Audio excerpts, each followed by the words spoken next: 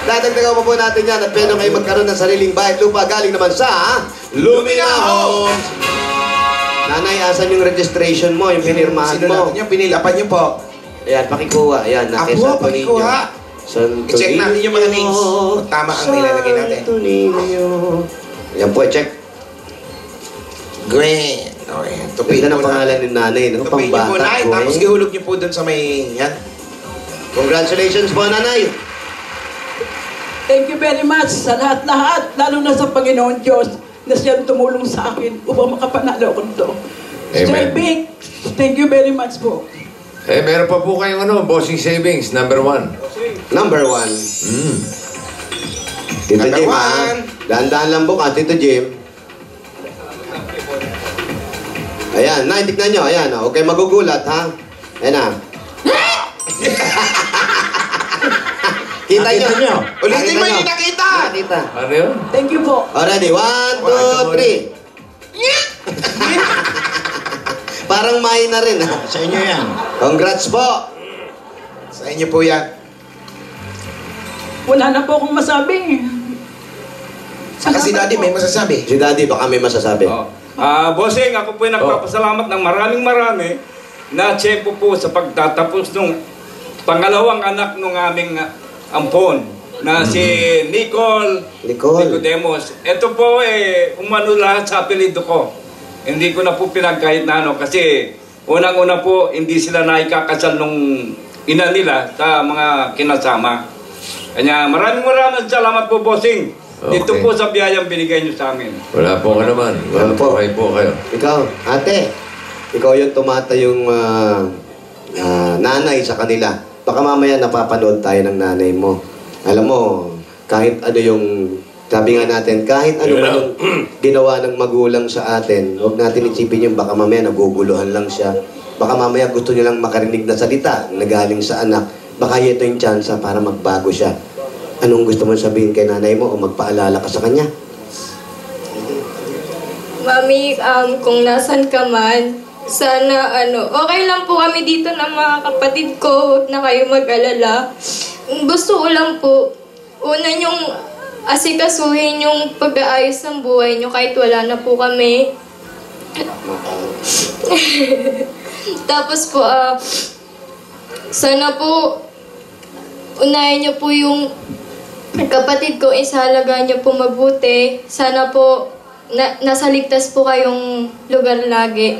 Kahit di po namin kayo lagi kasama. Mahal na mahal din po namin kayo, Mami. Sobra. Tsaka miss na namin kayo. Jimmy, anong masasabi mo doon sa mami? Ikaw, baka may message ka sa nanay. To Jim. Jimmy. Seryoso to sa nanay. Oo, sa nanay. Kung nasan man. Ano pangalan ng mami mo? Ano pangalan? Jermily Nicodemos po. Anong nickname niya? Babylin po. Babylin. Babylin. Siguro sana napanood mo yung anak mo na nag-aalala sa'yo na sana maging safe ka saan ka man lugar naroon. At yung anak na dala-dala mo, sana man maingatan mo at maalagaan mo maayos. Hindi niya sinabi nung anak Oo, nakialam ka pa yung mga nangyari sa'yo, matanggap mo na yung pagkakamali mo. Yun.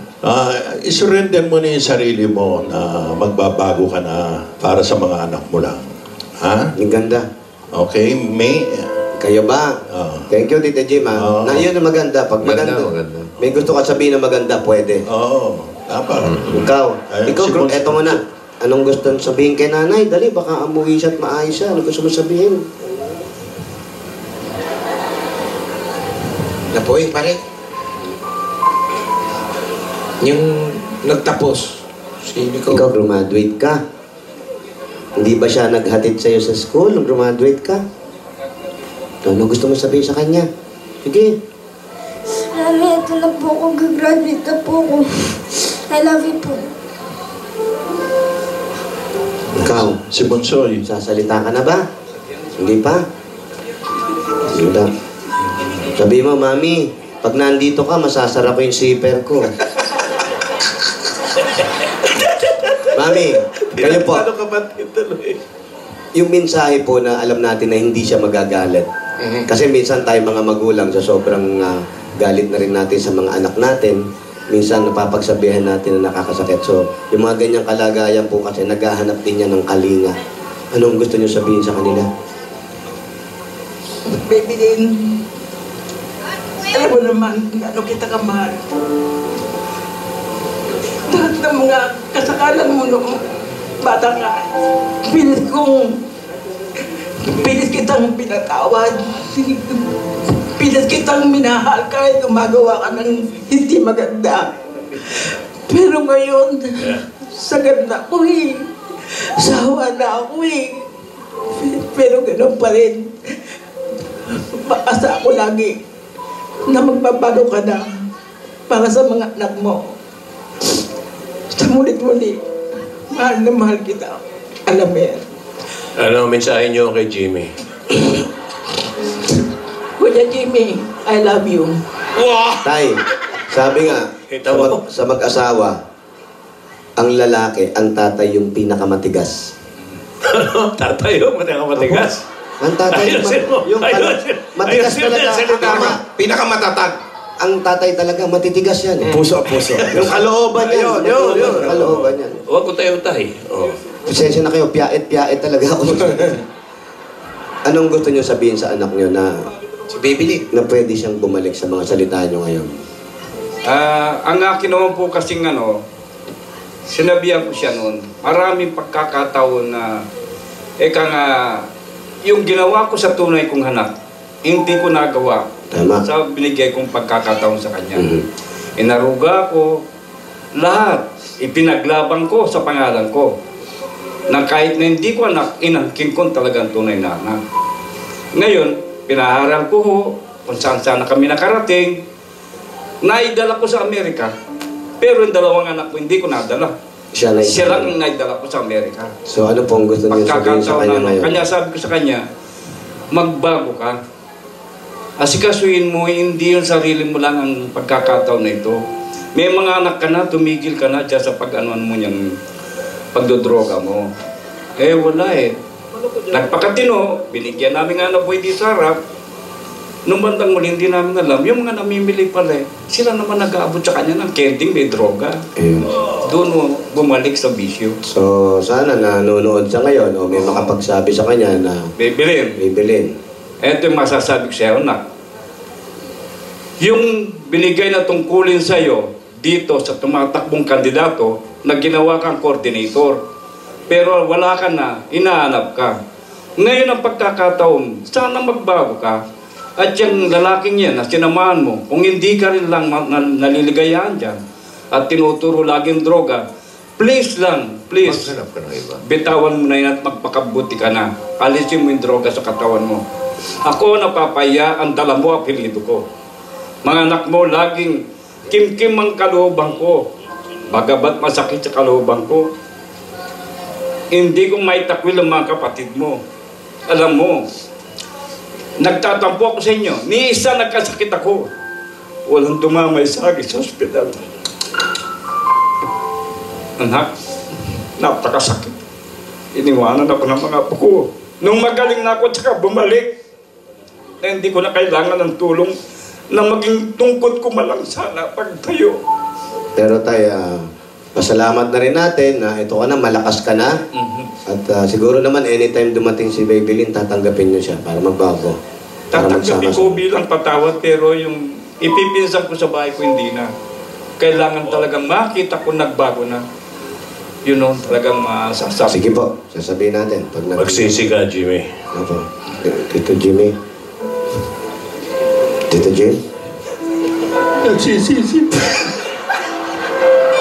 Hindi na po ako muna. Yeah. Ako po. Hindi naman ikaw pinapangaralan. Yung anak, si Baby Lynn. Anak, Baby Lynn. Bibiling ka ba? Anong gusto mong course na Anong kunin pangalan sa nito? college? Yung pinaka gusto ko po talaga, architecture. Kaso po, sa tulong po ng mga lola at lolo ko, pati din po ng family, hotel management muna daw po yung kunin ko. Then pag successful na po, tsaka ko po kunin yung gusto ko talaga. Bakit hindi pharmacy? Kinuha ko na yan ng bata ako eh. Pharmacy, kaya lang nauna yung pagtikim ko bago. Bago kurso. Sa 35,000 po. 35,000 ang Opo. buo. Ganito gagawin natin, no? 35,000. Kailan enrollment mo? Sa April po ako mag-aasikaso ng papeles. Sa April. Asikaso mo na kasi sasagutin na ng Itbulaga yung first sem mo. Ha? Ayusin na yan, ha? Sobrang thank you.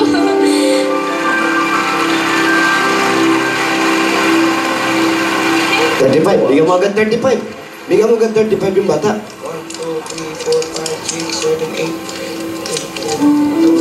8. Bilis yung magbilang. Nagbibilang ka lang, umiiyak ka pa. Ano sabi? 35. 35. 35,000. Thank you so much. Makakapag-aral na po ko. Thank you po, Tito Vic, sa inyo po lahat. Thank you po, sobra. Mag-aral na po ako mabuti. Ito na po yung chance ko para po matulungan ko rin po yung mga kapatid ko tsaka yung lola at lola ko. At eto na rin mga bata. Ali kayo. Ikaw, graduate ka, di ba? Oh. Magkano bayad sa graduation? Wala. Wala. Buti naman, walang bayad. Hindi. Magastos man lang Sama mo na rin yung mga kapatid mo, ha? Dapat ganon. Mamasyal kayo, ha? Yan. 1, 2, 3, 4, 5, 6, 7, 8, 9, 10. 10,000 din ito. Ha? Bili ko yung damit yung mga kapatid mo, ha? Para, tapos, malapit na ang summer, di ba? Magpurakay kayo. Ito, 10,000. Ano? Apat kaya yan. 10,000 eh. Basta mamasyal kayo magkakapatid, ha? Ha? Mamasyal kayo, ha? Doon na rin. Si Lola. Ayan, si Lola naman po. Wala na, ubos na, di ba? Nay, binigay ko na po sa apo ninyo, so... Siya naman yung priority Ganun na lang. natin. Meron pa, meron pa. Pero bago po yan, Pa. para mabalik na po yung tindahan ninyo, makapagtindahan uli kayo, Panggastos. ibigay po ang Itbulaga at yung paggamot ni tatay. Tay, medyo masikip. Tanggalin natin. Tanggalin natin Alin? para mas lumawag. Alin tatanggalin? Yung belt, masakit yung short. Oo, kaya medyo hindi makaano eh. Hindi makahingi eh. Hindi Ito makaano. pa po ang dagdag regalo ng Itbulaga. Apo. Tanggapin nyo pa po ang 50,000 pieces!